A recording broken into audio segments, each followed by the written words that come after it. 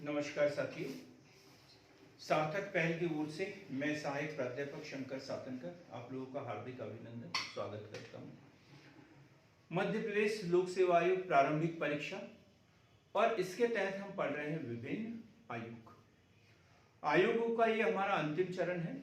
लगभग 15-16 आयोग हमने इसमें पढ़ लिए हैं और आज हम लेके आए हैं सूचना आयोग, राष्ट्रीय सूचना आयोग और राज्य सूचना आयोग। राष्ट्रीय सूचना आयोग को समझने से पहले हम थोड़ी सी एक नजर डालते हैं सूचना क्या है।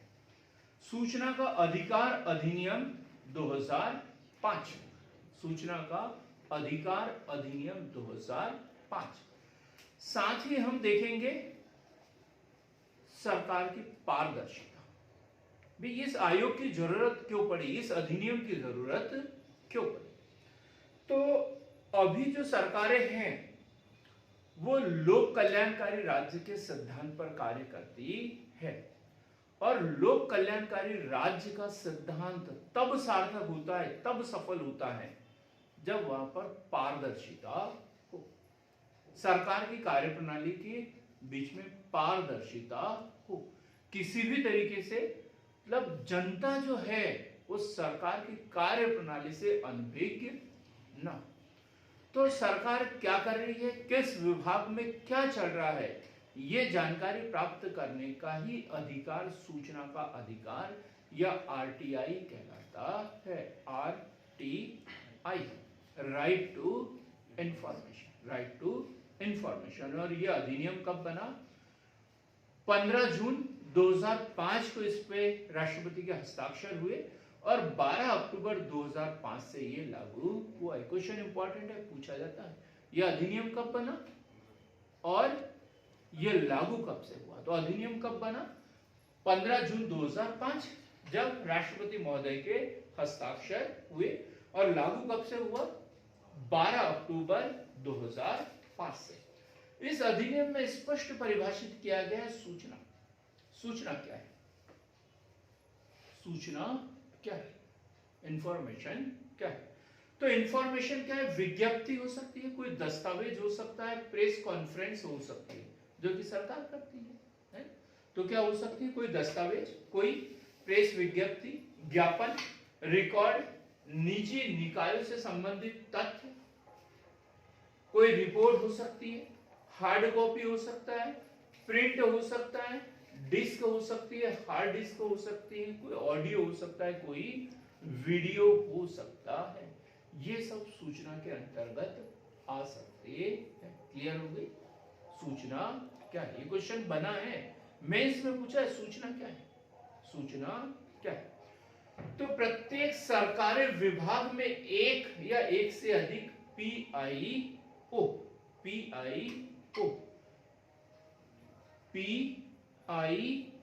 पब्लिक इंफॉर्मेशन ऑफिसर, लोक सूचना अधिकारी नियुक्त किए जाते हैं। यदि विभाग छोटा है तो एक होगा और यदि विभाग बड़ा है तो फिर अलग अलग शाखाओं में अलग अलग। तो प्रत्येक विभाग में एक या एक से अधिक पीआईओ नियुक्त किए जाते हैं।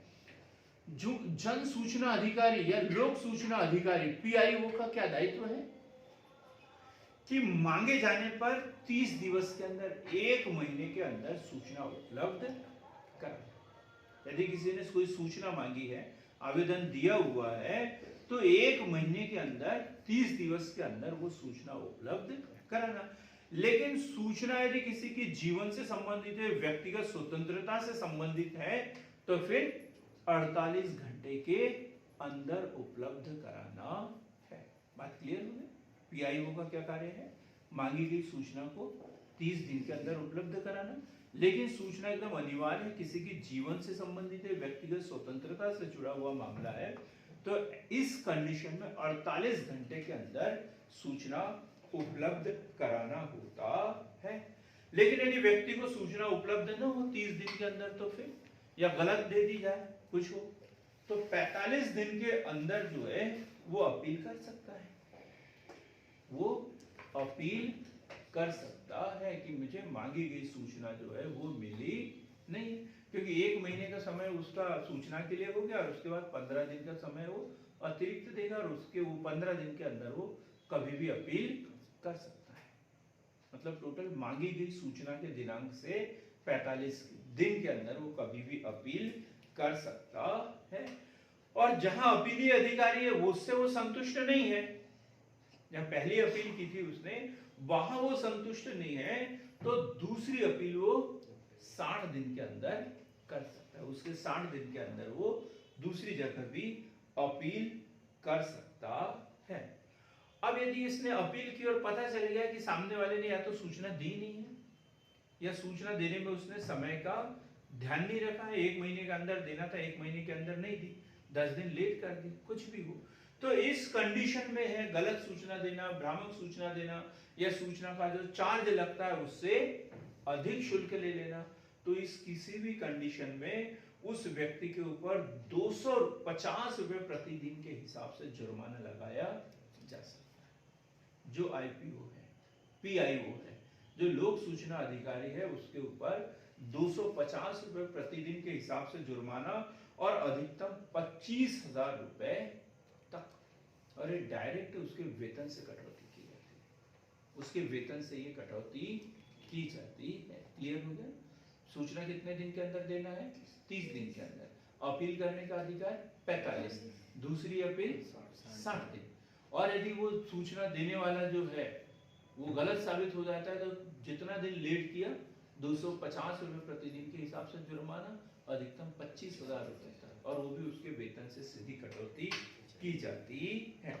जन सूचना अधिकारी से धारा 8 के तहत जन सूचना अधिकारी आवेदक से सूचना का कारण नहीं पूछ सकता है। धारा 8 में स्पष्ट दिया है, उसे सूचना मांगी है, आपको सूचना देना है, ये नहीं पूछ सकते क्यों चाहिए, क्या कारण है, ये हमें पूछना नहीं है। ये प्रावधान स्पष्ट कायम है, धारा 8 में दिया हुआ है। धारा 8 में दिया हुआ है कि लोक सूचना अधिकारी जो है सूचना मांगने वाले से उसका कारण नहीं पूछ सकता है।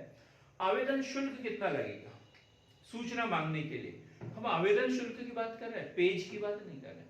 तो आवेदन शुल्क 10 रुपए, और कोई बीपीएल कार्ड धारक है तो फिर 0 रुपए, बीपीएल कार्ड धारक से 0 रुपए।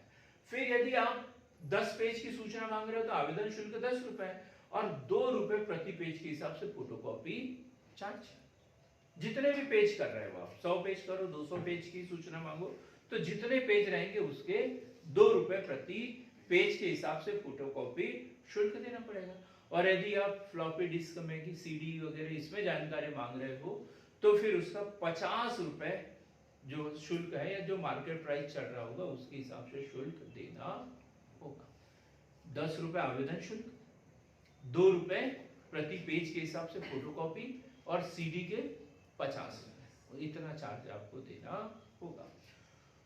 सूचना विभाग से संबंधित सूचना न होने पर 5 दिन के अंदर आवेदक को सूचित करना होगा। 5 दिन के अंदर, जैसे आवेदन किया, आवेदन तो ले लिया हमने, लेकिन वो बोलता है कि यह सूचना तो मेरे से संबंधित है ही नहीं, तो उस आवेदक को 5 दिन के अंदर ये बताना पड़ेगा कि भैया ये सूचना हमारे विभाग से संबंधित नहीं है, ये सूचना उस विभाग से संबंधित है, तो उसका आवेदन भी फॉरवर्ड करना पड़ेगा, दूसरे विभाग को फॉरवर्ड करना पड़ेगा। तो दूसरा विभाग जो है फिर 30 दिन के अंदर उसे सूचना देगा। वे 5 दिन इनको वहां फॉरवर्ड करने के लगे हैं और फिर उसको 30 दिन सामने वाले को मिलेंगे, तो टोटल 35 दिन के अंदर उसे सूचना मिल जाने को यदि दूसरे विभाग से संबंधित है तो। अब कुछ जानकारी ऐसी भी है जो सूचना अधिकारी देने से इनकार कर सकता है, जो मतलब उस प्रावधान में ही नहीं है। वो जानकारी, कुछ ऐसी गोपनीय जानकारी होती है जो सूचना के अधिकार के दायरे में नहीं है। तो वो जानकारी है जैसे किसी निजी व्यक्तिगत जानकारी, वो सूचना के अधिकार। कोई किसी के बारे में गोपनीय जानकारी लेना चाहता है तो सूचना के अधिकार के तहत नहीं दे सकते। ठीक? देश की एकता व अखंडता से संबंधित जानकारी, सेना से संबंधित, ये वो दे सकते हैं क्या? नहीं, ये जानकारी नहीं दे सकते हम। गोपनीय बैठकों की जानकारी, जो संसद वगैरह की बैठकें होती है वो गोपनीय होती है, तो ऐसी जानकारी भी हम नहीं मांग सकते हैं। रक्षा विभाग से संबंधित जानकारी, ये जानकारी ऐसी जानकारियां हैं जो सूचना के अधिकार के दायरे में नहीं आ सकते। इसके अलावा जो है राष्ट्रपति, प्रधानमंत्री, बाकी सब अधिकारी, न्यायालय वगैरह सब सूचना के अधिकार के दायरे में है। किसी केस में क्या निर्णय हुआ है इसकी जानकारी हम सूचना के अधिकार के तहत न्यायालय से मांग सकते हैं। जो अभी कोई केस चल रहा था उसकी 10 पेशी हुई है, 10 पेशियों में अभी तक क्या क्या कार्यवाही हुई है, तो ये जानकारी भी हम सूचना के अधिकार के तहत मांग सकते हैं। न्यायालय, सर्वोच्च न्यायालय सब कुछ इसके अंतर्गत शामिल हो चुका है। कौन सी जानकारी नहीं है, तो बस वही किसी की निजी जानकारी, देश की एकता व अखंडता से संबंधित, रक्षा विभाग से संबंधित जानकारी और गोपनीय बैठकों की जानकारी। ये भर है जो सूचना के अधिकार के दायरे से बाहर है। क्या उद्देश्य है इसका, सूचना के अधिकार का? पारदर्शिता, है ना। तो प्रशासन में खुलापन व पारदर्शिता, प्रशासन में खुलापन व पारदर्शिता, और इन्हीं के लिए ये कि सही ढंग से यदि इसका कहीं उल्लंघन हो रहा है, कुछ हो रहा है, तो फिर हम इसका प्रकरण कहां दर्ज करें, इसकी शिकायत कहां दर्ज करें। भैया अधिनियम तो बन गया और इसके तहत कार्यवाही हो रही है या नहीं हो रही है, तो इसकी जानकारी या इसका जो एक तरीके से जांच, क्रियान्वयन सही ढंग से हो रहा है या नहीं। यदि कहीं उल्लंघन हो रहा है तो इसकी शिकायत कहां करें, इसके लिए क्या है, राष्ट्रीय सूचना आयोग। राष्ट्रीय सूचना आयोग, इसका गठन किया गया है। और किस अधिनियम के तहत, किस अधिनियम के तहत? सूचना का अधिकार अधिनियम 2005, आरटीआई एक्ट 2005 के तहत इस आयोग का गठन किया गया है। तो हम देखें अधिनियम 2005 की धारा, आरटीआई एक्ट 2005 की धारा, कौन सी धारा, किसी को पता है क्या? तो इसकी धारा है 12 के तहत राष्ट्रीय सूचना आयोग, सूचना आयोग का गठन, राष्ट्रीय सूचना आयोग का गठन। और राज्य में करना है तो फिर धारा 15, राज्य में करना है तो इसी अधिनियम की धारा 15 के तहत। अब ये कैसा आयोग है? सांविधिक। कैसा आयोग है ये? सांविधिक आयोग है। इसकी स्थापना हुई है 31 अक्टूबर, कब हुई है? 31 अक्टूबर, 31 अक्टूबर 2005, 2005 केंद्र सरकार की अधिसूचना द्वारा, केंद्र सरकार की अधिसूचना द्वारा, केंद्र सरकार की अधिसूचना द्वारा। कैसा निकाय है ये? सांविधिक निकाय, सांविधिक निकाय है। अब इसकी संरचना देखेंगे हम। संरचना कौन कौन होता है इसमें? संरचना में यदि देखें तो एक अध्यक्ष होगा, एक अध्यक्ष, क्या बोलेंगे इसे? मुख्य सूचना आयुक्त, मुख्य सूचना आयुक्त। और 10 से अनधिक, 10 से अनधिक, 10 से अधिक नहीं, 10 से अनधिक मतलब 8 हो सकते हैं, 9 हो सकते हैं, 10 हो सकते हैं, 11 नहीं हो सकते हैं। ये कुल 10 से अनधिक सूचना आयुक्त। तो ये इसका, इसकी संरचना है। एक मुख्य सूचना आयुक्त और 10 से अनधिक सूचना आयुक्त, सूचना आयुक्त। नियुक्ति किसके द्वारा की जाती है? नियुक्ति, नियुक्ति राष्ट्रपति। जब सांविधिक आयोग है, राष्ट्रपति नियुक्ति करता है, तो फिर एक समिति बनेगी, समिति की अनुशंसा पर, समिति की अनुशंसा पर। तो उस समिति के सदस्य कौन कौन होंगे? उस समिति के सदस्य तो एक होंगे प्रधानमंत्री, प्रधानमंत्री इस समिति के अध्यक्ष। प्रधानमंत्री कौन होंगे? समिति के अध्यक्ष। लोकसभा का, लोकसभा, क्या लोकसभा में लोकसभा का विपक्ष का नेता, लोकसभा के विपक्ष का नेता, लोकसभा के विपक्ष का नेता। और एक सदस्य कौन होगा? प्रधानमंत्री द्वारा नामित कोई मंत्री, पीएम द्वारा नामित, पीएम द्वारा नामित कोई मंत्री। तो प्रधानमंत्री इसका अध्यक्ष होगा, लोकसभा के विपक्ष का नेता और पीएम द्वारा नामित मंत्री। ये तीन लोगों की अनुशंसा पर जो है ये मुख्य सूचना आयुक्त और अन्य सूचना आयुक्तों की राष्ट्रपति महोदय द्वारा नियुक्ति की जाती है। अब योग्यता क्या है इनकी? योग्यता किसके क्षेत्र के विशेषज्ञ होना चाहिए? बड़ी बात है। तो विधि विज्ञान प्रौद्योगिकी, विधि विज्ञान प्रौद्योगिकी, विधि विज्ञान प्रौद्योगिकी, समाज सेवा, समाज सेवा, प्रबंध, प्रबंध पत्रकारिता, अर्थशास्त्र आदि क्षेत्र के विशेषज्ञ होना चाहिए। इन क्षेत्रों में प्रशासन का, अर्थशास्त्र, जनसंपर्क, जनसंपर्क आदि क्षेत्र में प्रशासन, प्रशासन का विशेष अनुभव क्या होना चाहिए? विशेष अनुभव। तो मतलब इस क्षेत्र, ये कोई आईएएस अधिकारी वगैरह रहे होंगे तभी तो उनके पास प्रशासनिक अनुभव होगा। तो विधि विज्ञान प्रौद्योगिकी, समाज सेवा, प्रबंध पत्रकारिता, अर्थशास्त्र, जनसंपर्क आदि क्षेत्र में प्रशासनिक अनुभव होना चाहिए। शासन प्रशासन का विशेष अनुभव होना चाहिए। लेकिन किसकी नियुक्ति नहीं की जा सकती इसमें? मंत्री की, मंत्रियों की नियुक्ति नहीं की जा सकती। इसमें संसद सदस्य, राज्य विधानसभा के सदस्यों की नियुक्ति नहीं की जा सकती। जिसने लाभ का पद धारण किया हुआ हो पहले से, उसकी नियुक्ति नहीं की जा सकती।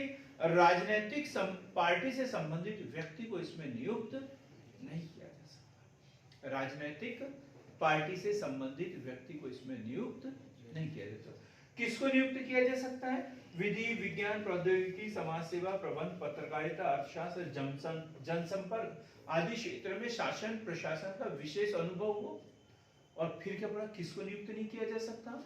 जो मंत्री हो या विधानसभा या विधानसभा लोकसभा में कोई सदस्य हो, विधानसभा या लोकसभा का सदस्य हो, उसको नहीं बनाया जा सकता।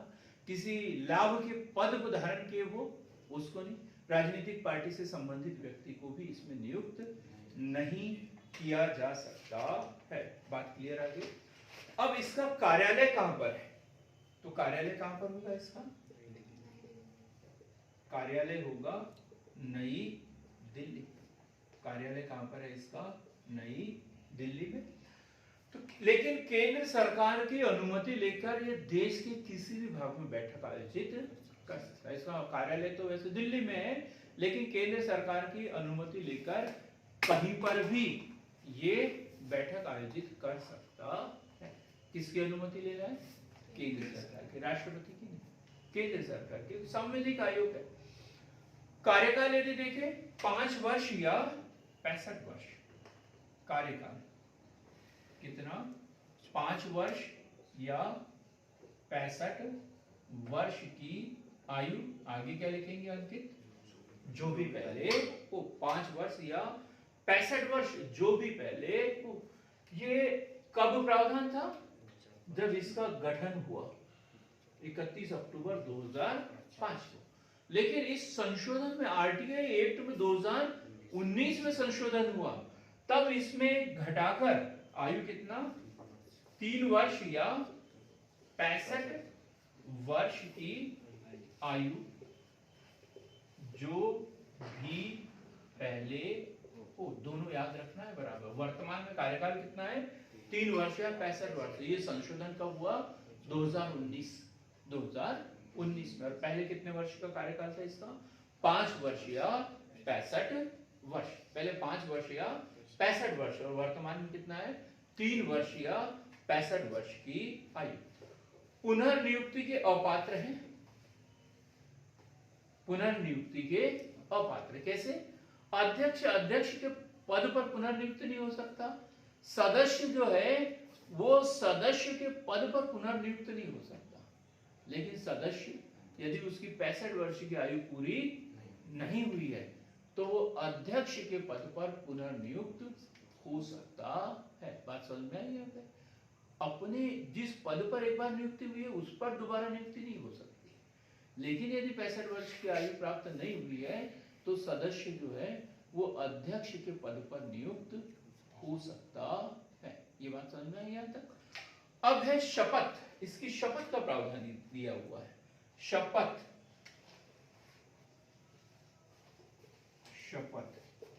तो इनकी जो शपथ है वो राष्ट्रपति या उसके द्वारा नियुक्त किसी व्यक्ति के समक्ष, अध्यक्ष भी लेंगे और सदस्य भी। लेकिन कहां? राष्ट्रपति या उसके द्वारा नियुक्त किसी व्यक्ति के समक्ष ये शपथ लेते हैं। शपथ के बाद है वेतन भत्ते। वेतन भत्ते कौन निर्धारित करेगा? वेतन भत्ते केंद्र सरकार, क्योंकि संवैधानिक आयोग है केंद्र सरकार। संविधान में कोई प्रावधान है क्या इसका? नहीं। तो वेतन और भत्ते केंद्र सरकार। फिर पद त्याग। पद त्याग स्वयं भी कर सकते हैं या उसे हटाया भी जा सकता है। यदि त्याग पत्र देना है तो किसको? राष्ट्रपति को देना है। और हटाना भी है तो सुप्रीम कोर्ट के मुख्य न्यायाधीश की समिति की जांच के बाद में राष्ट्रपति हटाएगा इसे। तो जांच होगी, उसके बाद साबित कदाचार हो सकता है, असमर्थता हो सकता है, लाभ का पद धारण करना हो सकता है, ये कोई भी इसमें कारण हो सकता है। ये ढेर सारे आयोग में, सभी आयोग में लगभग हम पढ़ते आए हैं। तो सुप्रीम कोर्ट की जांच के बाद कौन हटाएगा? राष्ट्रपति। और ये प्रावधान किया हुआ है इसकी धारा 14 में। कार्य क्या है? अधिनियम की धारा 14 में, आरटीआई एक्ट की धारा 14 में है। अब इनका पद कैसा है?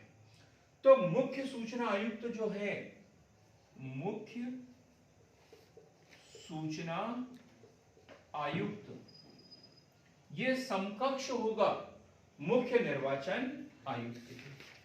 मुख्य निर्वाचन आयुक्त के ये किसके समकक्ष होगा? मुख्य निर्वाचन आयुक्त के। और जो अन्य निर्वाचन आयुक्त है, अन्य सूचना आयुक्त है या सूचना आयुक्त जिसे कहते हैं, वो किसके बराबर होंगे? अन्य निर्वाचन आयुक्त के। अन्य निर्वाचन आयुक्त के समकक्ष माने जाते हैं, उनके समकक्ष माने जाते हैं। तो मुख्य सूचना आयुक्त मुख्य निर्वाचन आयुक्त के समान, इन्हीं की समान शक्ति है। और अन्य सूचना आयुक्त जो होंगे वो अन्य निर्वाचन आयुक्त के समान माने जाते हैं। यहाँ तक क्लियर होगी बात? तो हमने देखा आरटीआई एक्ट 2005 की धारा 12 के तहत इसका गठन किया गया। कब? 31 अक्टूबर 2005 को केंद्र सरकार द्वारा एक अधिसूचना के द्वारा। संवैधानिक निकाय है ये, क्योंकि ये अधिनियम में प्रावधान है न कि मूल संविधान में है। संरचना में देखा जाए तो मुख्य सूचना आयुक्त होगा एक, और 10 से अनधिक जो है सूचना आयुक्त होंगे। नियुक्ति राष्ट्रपति द्वारा की जाती है एक समिति की अनुशंसा पर। समिति के अध्यक्ष होंगे प्रधानमंत्री, जिसमें सदस्य होंगे लोकसभा का विपक्ष का नेता और एक पीएम द्वारा नामित कोई मंत्री। गृह मंत्री हो सकता है, वित्त मंत्री हो सकता है, कोई भी मंत्री हो सकते हैं। योग्यता क्या है? विधि, विज्ञान, प्रौद्योगिकी, समाज सेवा, प्रबंध, पत्रकारिता, अर्थशास्त्र, जनसंपर्क आदि क्षेत्र के शासन प्रशासन का अच्छा खासा अनुभव इसके पास में होना चाहिए। किसे नियुक्त नहीं किया जा सकता, ये भी हमने पढ़ा। किसी मंत्री को नियुक्त नहीं कर सकते, राजनीतिक दल के सदस्य को इसमें नियुक्त नहीं कर सकते, कहीं लाभ का पद यदि कहीं धारण किया हुआ है तो फिर उसे भी नियुक्त नहीं किया जा सकता है। कार्य का इसका जो मुख्य कार्यालय वो नई दिल्ली में है, लेकिन केंद्र सरकार की अनुमति से कहीं पर भी बैठ के आयोजित कर सकता है। कार्यकाल जो है नियम से जब स्थापना हुई थी तब 5 वर्ष या 65 वर्ष की आयु जो भी पहले था, लेकिन अब कितना है? 3 वर्ष या 65 वर्ष की आयु जो भी पहले है। इनके पुनर्नियुक्ति नहीं हो सकती, लेकिन 65 वर्ष की आयु यदि प्राप्त नहीं की है तो सदस्य की नियुक्ति अध्यक्ष के रूप में हो सकती है। शपथ जो है राष्ट्रपति या राष्ट्रपति द्वारा नामित किसी व्यक्ति के सामने शपथ लेते हैं। वेतन भत्ते केंद्र सरकार द्वारा निर्धारित किया जाता है। पद त्याग ये राष्ट्रपति को करते हैं, या सुप्रीम कोर्ट की जांच समिति के बाद में राष्ट्रपति ने पद से हटा भी सकते हैं। इनका जो पद देखा जाए तो किसके समकक्ष है? मुख्य सूचना आयुक्त जो है मुख्य निर्वाचन आयुक्त के समकक्ष है, और अन्य सूचना आयुक्त जो है अन्य निर्वाचन आयुक्त के समकक्ष है। एकदम क्लियर। अब हम देखते हैं इसकी कार्य व शक्तियां। तो कार्य यहीं से होंगे इनके, आरटीआई के तहत जो भी कार्य दिए हैं, अपीलें सुनना, ये वो होंगे। तो आयोग का दायित्व है, क्या दायित्व है? किसी व्यक्ति से प्राप्त शिकायत का निपटारा करना, कि भाई उसने कोई आवेदन दिया था, समय पर सूचना नहीं मिली, या जो सूचना उसने मांगी थी वो नहीं मिली, भ्रामक सूचना मिल गई, गलत सूचना मिल गई, या सूचना के लिए जो राशि चाहिए थी वो न लेकर ज्यादा राशि दे दी गई। तो ऐसी कोई भी सूचना यदि उसे प्राप्त हुई है तो उसकी जांच करना। संबंधित जन सूचना अधिकारी की नियुक्ति यदि नहीं हुई है तो उस विभाग से जवाब तलब करना कि आपने लोक सूचना अधिकारी की नियुक्ति अभी तक क्यों नहीं की। लोक सूचना अधिकारी की नियुक्ति आपने क्यों नहीं की। चाही गई जानकारी देने से मना कर दिया गया है तब कार्यवाही ये करता है, ये शिकायत भी सुनता है। चाही गई जानकारी निर्धारित समय में उसे प्राप्त न हुई हो, कि कितने समय में प्राप्त होना चाहिए? 30 दिन के अंदर। यदि व्यक्तिगत जानकारी व्यक्तिगत स्वतंत्रता से संबंधित है तो फिर 48 घंटे के अंदर। हमने जिस विभाग में आवेदन दिया है यदि उस विभाग से संबंधित ही जानकारी नहीं है, अन्य विभाग भी उससे जुड़ा हुआ है तो 35 दिन के अंदर, 5 दिन के अंदर उस विभाग को सूचित करना है। तो इतने दिन के अंदर यदि सूचना प्राप्त नहीं हुई है तो भी ये शिकायत सुन सकता है। व्यक्ति को लगता है कि जो जानकारी दी गई है वो गलत है, भ्रामक है, असत्य है या अधूरी है, ऐसी जानकारी यदि दी है तो भी इसकी शिकायत सुन सकता है। न्यायालय के पास में सिविल न्यायालय की शक्तियां है। अब सिविल न्यायालय की शक्तियां क्या है ये आप जानते हैं। ये न्यायालय आयोग के पास में जो है वो सिविल न्यायालय की शक्तियां है। ये वार्षिक रिपोर्ट केंद्र सरकार को सौंपता है। जो सूचना आयोग है ये वार्षिक रिपोर्ट जो है केंद्र सरकार को सौंपता है और केंद्र सरकार इसे संसद के समक्ष रखती है, संसद के पटल पर रखती है। जब से ये आयोग का गठन हुआ है तो पहली बार जब 2005 में 31 अक्टूबर 2005 को जब इस आयोग का गठन हुआ तो इसके अध्यक्ष थे वजाहत हबीबुल्लाह। तो तब से लेकर अब तक कौन कौन इसके अध्यक्ष बने हम पूरी सूची आपको देंगे। तो इसके अध्यक्ष इसके बाद में दूसरे हैं A.N. तिवारी। दूसरे अध्यक्ष कौन थे? A.N. तिवारी। इसके बाद में सत्यानंद मिश्रा। उसके बाद दीपक संधू। उसके बाद सुषमा सिंह, 5वें नंबर पे सुषमा सिंह। 6वें नंबर पे राजीव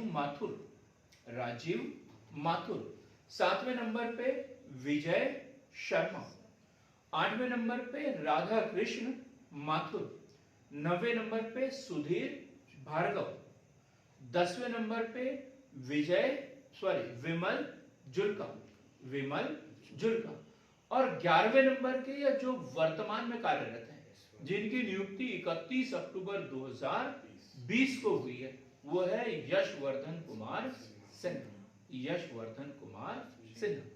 तो इस तरीके से हमने देखा राष्ट्रीय सूचना आयोग। इसी तर्ज पर जैसे धारा 12 के तहत राष्ट्रीय सूचना आयोग का गठन किया जाता है, धारा 15 के तहत जो है राज्य सूचना आयोग का भी गठन किया गया है। क्या? आरटीआई एक्ट 2005 की धारा 15 के तहत राज्य सूचना आयोग। तो हम 2 से 3 मिनट के अंदर हम पढ़ेंगे राज्य सूचना आयोग। मध्य प्रदेश राज्य सूचना आयोग धारा 15 के तहत राज्य सूचना आयोग का गठन। क्लियर हो गया? धारा 15। और कब गठन किया गया मध्य प्रदेश में? 22 अगस्त 2005। कुछ लोग बोलते हैं कि 31 अक्टूबर को राष्ट्रीय सूचना आयोग का गठन हुआ, तो ये तो गलत है। लेकिन नहीं, कभी कभी मध्य प्रदेश सरकार जो है केंद्र सरकार से एक कदम आगे चलती है। जैसे आपके पीएससी के सिलेबस का देख लो, तो केंद्र सरकार जो संघ लोक सेवा आयोग विचार ही कर रही थी कि सब्जेक्ट को हटाए न हटाए, हटाए न हटाए, और मध्य प्रदेश लोक सेवा आयोग ने सब्जेक्ट वाला मैटर ही हटा दिया, कॉमन सिलेबस सबके लिए कर दिया। संघ लोक सेवा आयोग में अभी भी एक सब्जेक्ट जो है वो ऑप्शनल लेना होता है। तो एक कदम चल रही है ना मध्य प्रदेश सरकार आगे। तो ऐसे इसमें भी है, जहां केंद्रीय या राष्ट्रीय सूचना आयोग का गठन 31 अक्टूबर 2005 को हुआ था, और राज्य सूचना आयोग का गठन 22 अगस्त 2005। कैसा निकाय है ये? सामूहिक। मुख्यालय कहां पर होगा इसका? मुख्यालय होगा भोपाल में। मुख्यालय कहां पर? भोपाल में। और त्यागपत्र नियुक्ति सब कुछ जो है वो कौन करेगा? राज्यपाल। नियुक्ति राज्यपाल। नियुक्ति, इसकी नियुक्ति कौन करेगा? राज्यपाल। राज्यपाल पर स्वयं तो नहीं कर सकता, एक समिति बनेगी इसके लिए। तो 3 सदस्यीय समिति, समिति की अनुशंसा पर, समिति की अनुशंसा पर, तो इसमें एक अध्यक्ष होंगे। अध्यक्ष कौन होंगे? सीएम, मध्य प्रदेश शासन, मुख्यमंत्री।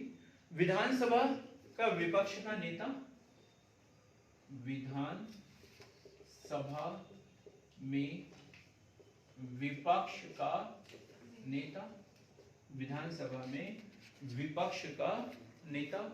मुख्यमंत्री के द्वारा नामित व्यक्ति, मुख्यमंत्री के द्वारा नामित मंत्री, एक मंत्री अन्य। ठीक, तो ये 3 सदस्यों की समिति जिस व्यक्ति की अनुशंसा कर दे उसे जो है राज्य सूचना आयुक्त के रूप में नियुक्त किया जाता है। हम यहाँ संरचना देख लेते हैं इसकी। संरचना वही है जो केंद्र में है। ठीक, एक कौन होगा? अध्यक्ष, है ना, और 10 से अनधिक अध्यक्ष की जगह क्या लिखेंगे इसे? राज्य सूचना आयुक्त, राज्य मुख्य सूचना आयुक्त, और 10 से अनधिक क्या होंगे? सूचना आयुक्त। 10 से अनधिक सूचना आयुक्त, मतलब इसमें भी 10 से अधिक नहीं हो सकते, 10 से अधिक नहीं हो सकते हैं। अब त्यागपत्र किसे देंगे? ये त्यागपत्र राज्यपाल को, राज्यपाल को त्यागपत्र राज्यपाल को देना है। शपथ राज्यपाल को, शपथ राज्यपाल के समक्ष लेंगे। वार्षिक रिपोर्ट किसे देंगे? ये वार्षिक रिपोर्ट, वार्षिक रिपोर्ट जो है राज्य सरकार को देंगे और विधानमंडल के पटल पे रखेंगे। राज्य सरकार व विधान मंडल के पटल पर रखेंगे, विधानमंडल के पटल पर रखेंगे। वार्षिक रिपोर्ट राज्य सरकार को देंगे जो विधानमंडल के पटल पर रखते हैं। अब बात आती है कि ये इनका कार्यकाल, तो कार्यकाल कितना होगा? 3 वर्ष। पहले 5 वर्ष था और 2019 से कितना कर दिया? 3 वर्ष या 65 वर्ष की आयु जो भी हो। पुनर्नियुक्ति का प्रावधान इसमें नहीं है, पुनर्नियुक्ति का प्रावधान नहीं है। राज्य सूचना आयुक्त को पुनर्नियुक्ति का प्रावधान नहीं है, लेकिन सदस्य मुख्य सूचना आयुक्त के रूप में नियुक्त हो सकता है। सिविल न्यायालय की शक्ति प्राप्त है। अब इसको पद से हटाना है तो उसकी वही प्रक्रिया होगी, त्यागपत्र देगा तो राज्यपाल को देंगे, लेकिन पद से हटाएंगे तो फिर वो, क्योंकि इसके लिए प्रावधान काय में है?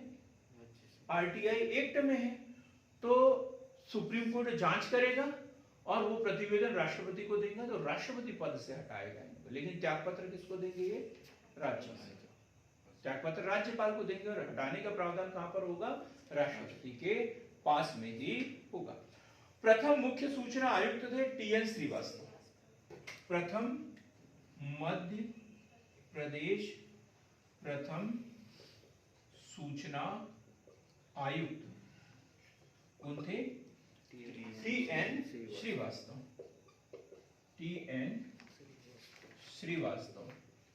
और वर्तमान में कौन है?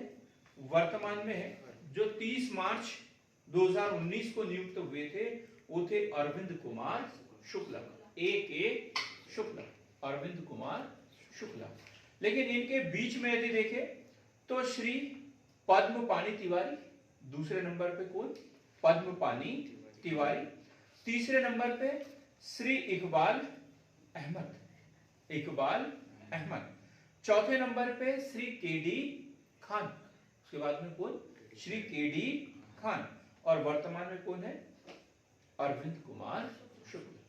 तो मित्रों, आज हमने जो पढ़ा है राष्ट्रीय सूचना आयुक्त और मध्य प्रदेश राज्य सूचना आयुक्त, बड़े इंपॉर्टेंट टॉपिक है। मुख्य परीक्षा में, प्रारंभिक परीक्षा में दोनों प्रकार के एग्जाम में इससे संबंधित क्वेश्चन पूछे ही जाते हैं। तो एक एक चीज पढ़े, नोट करें। कुछ बातें इसमें यदि छूट गई है तो इसके बाद में जो हम पीडीएफ देंगे, टेस्ट पेपर वगैरह देंगे, तो उससे भी उसका मिलान करें ताकि कोई भी हमारे पाठ्य वस्तु छूटना नहीं चाहिए। हमारे साथ बने रहें और हमारे चैनल को आपने सब्सक्राइब किया, उसके लिए बहुत बहुत धन्यवाद।